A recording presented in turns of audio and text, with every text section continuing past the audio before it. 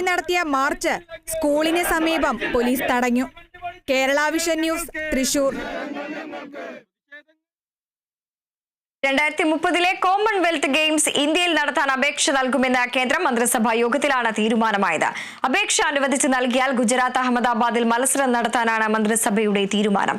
Games നടത്താൻ ഗുജറാത്ത് സർക്കാരിന് grant നൽകാൻ മന്ത്രിസഭാ യോഗം തീരുമാനിച്ചു.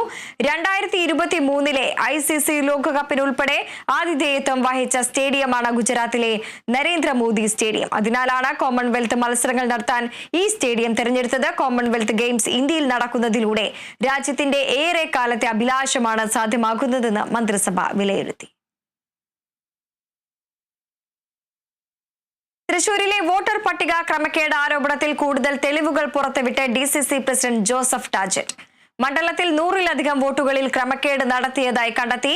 ID കാർഡുകളുടെ വിവരങ്ങൾ തെരഞ്ഞെടുപ്പ് കമ്മീഷന്റെ സൈറ്റിൽ പോലും ലഭ്യമല്ലെന്നും പലരും മണ്ഡലത്തിന് പുറത്തു നിന്നുള്ളവരാണെന്നും ജോസഫ് ടാജറ്റ് പറഞ്ഞു. വോട്ടുകൊള്ളയ്ക്ക് പിന്നിൽ കുറുവ സംഘമാണെന്നും അവർ അകത്തും പുറത്തും വോട്ട്